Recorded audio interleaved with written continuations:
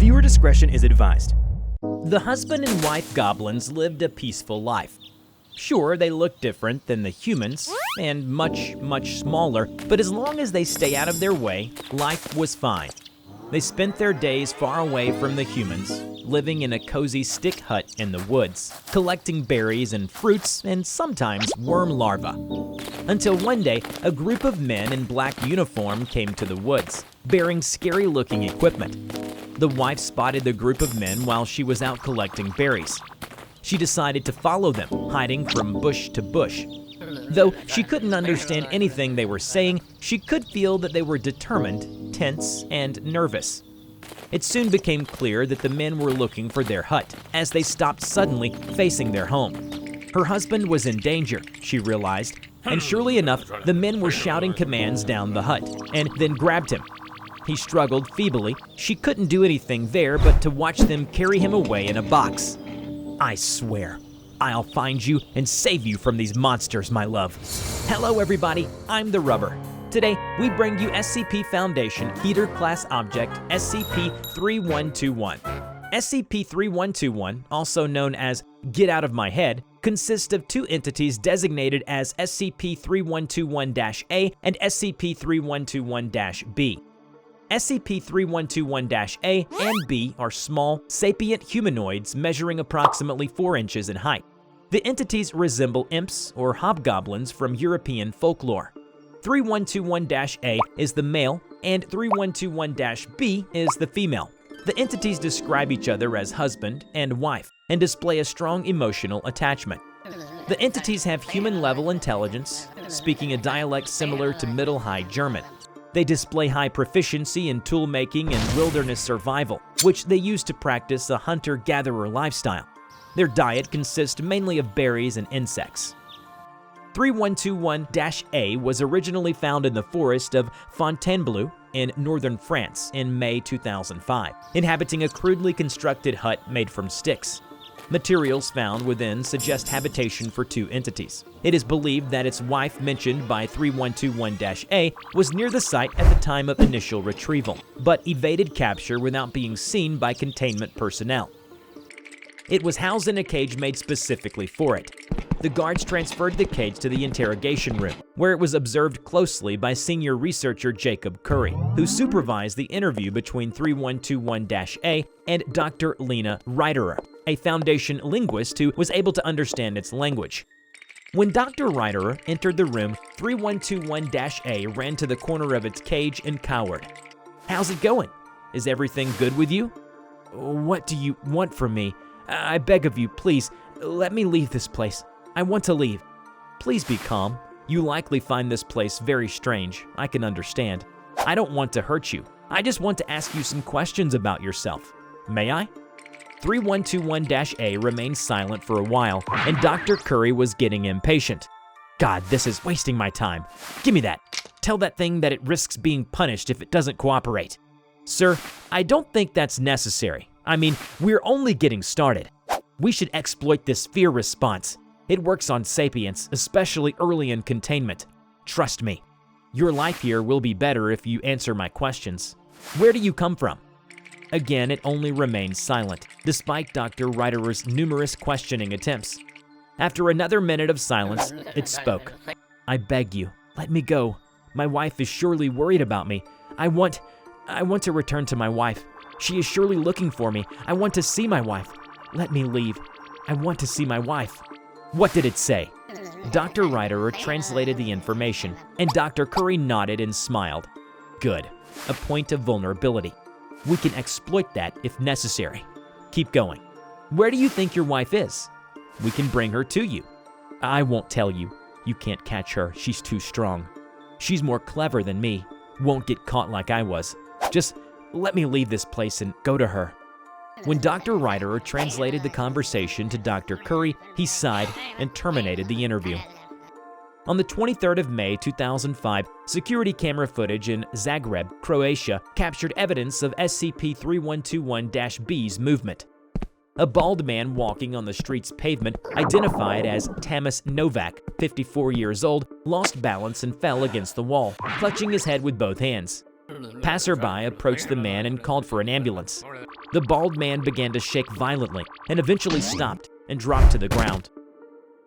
One of the passerby, a woman in green shawl, suddenly jolted upright and fell onto her back as she saw a huge gash split open at the back of the man's head.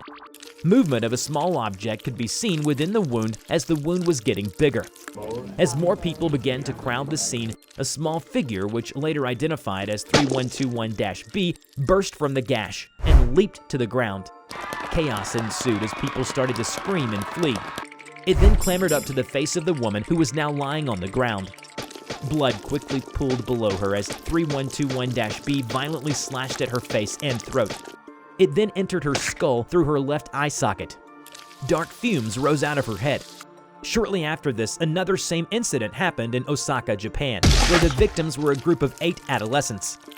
According to Dr. Curry, 3121-B cuts into the heads of humans and penetrates into their brain. Then it disappears and leaves behind a hot, cauterized hole in the brain. It then reappears in another human somewhere else on the planet and exits by cutting through the back of that person's head. It can then repeat the above process on a different individual. This anomalous means of traveling between brains is instantaneous. No distance limit or pattern in the travel of 3121-B has been observed. Analysis indicates that the human 3121-B manifest in is chosen randomly. So far, only 2 of the 48 civilians who have been host to 3121-B's ability have survived. Both suffer from extreme and permanent brain damage due to the large volume of missing tissue. Containing SCP-3121-B is of high importance. Its activity is frequent and unpredictable. On the off chance that it occurs on live broadcast or to a high-profile individual would be major emergency. Besides, concealing the many deaths and amnestizing witnesses is a drain on resources. The current situation represents a severe information breach. Soon enough, Foundation Task Force was able to track down 3121-B's location in rural Bangladesh. It was found manifesting in the head of a woman wearing a motorcycle helmet and was unable to break through the headgear.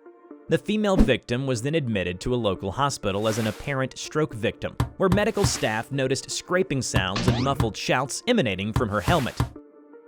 The incident alerted the Foundation and presented an opportunity to capture the entity. MTF Spear Hunters was then dispatched, and 3121-B was captured. Unlike 3121-A, 3121-B was restrained to a chair capable of delivering electric shocks to the occupant for the interview. Devils, unspeakable deformities, both of you. Cowardly lice, worms, pathetic scums. I curse your entire race to the endless torment of 18 hells. You blood-shamed plague, hateful savages, the disgrace of the earth's... Dr. Curry pressed a button to administer shock to silence 3121-B. Are you done? Ever since we set foot in here, you've been cursing at us non-stop. That's what it's doing, right, Dr. Reiterer? You have to talk to us. I want to talk to you without you being hurt. It would be better for everyone. B gathered its breath and cursed again, only to be shocked again. I know that you will kill me in this place. I do not fear death, you murderers. You will likely not believe me, but I swear that we do not want you to die, or anyone for that matter. Do you think me a fool? How could I ever trust any of your kind? Your kind who carried out such slaughter upon my people, centuries of slaughter, as if we were crawling vermin of the mud. You disgusting rot. Have you not killed enough of us? We are nearly snuffed out, perished. My husband and I have not seen another of our kind for 200 years. Are we the last ones left? Is this what you're doing? Are you ending us once and for all? Bastard devils, evil from the dark pits of the fetid pools and... Before Dr. Curry could press the button, Dr. Reiterer stopped him. Don't give another shock. This is useful. When you were traveling through people's heads, what was your aim? I don't understand your vulgar words. What are you saying? I'm sorry, I mean, what were you seeking when you went inside human's head and appeared in a different place? I was seeking my husband. You surely have him here. I can sense his presence. I can feel him. I know it. Why do you want to see him? Why? Why? How can you not understand? You truly are monsters. I have lived with and loved that man these past 800 years. We have poured our hearts into each other for 10 of your lifetimes. 10. Fleeting, Candle, flicker, mayflies as you are, you cannot understand the depth of love that we have built together. My living is worthless without him. There is nothing I would not. Dr. Curry promptly administered another shock. No! What are you doing? I read anger from the anomaly's behavior. She was providing useful information. The anomaly was providing information. You do not use personal pronouns when referring to objects in containment. That is basic protocol. Dr. Ryderer attempted to continue the interview, but 3121-B would not stop screeching. This course of event is disappointing. I will have to rethink the approach. I don't believe 3121-B will be willing to talk to us in this session. We will have to try again a different time. Clearly. Bastard. Later that day, Dr. Curry conducted a psychological stress exercise on both 3121-A and B. He placed 3121-A into the shock chair used in the interview. 3121-B was also restrained in the same room and forced to watch as Dr. Curry applied increasingly strong electric shocks to 3121-A. Notably, this was the first time since their containment that 3121-A and 3121-B had seen each other. 25 minutes into the exercise, 3121-B broke free of its restraints and incapacitated Dr. Curry before subjecting him to the same treatment as it did to its previous victims. After this, 3121-B used Dr. Curry's corpse to activate its travel ability and disappeared with 3121-A. They were found 2 years later in Sweden. No hostile activity has been displayed by either 3121 entity since their escape together from initial containment. All observations of 3121 at their current site have shown them engaging in domestic activities, creating handicrafts and taking walks around the containment site, usually while holding hands.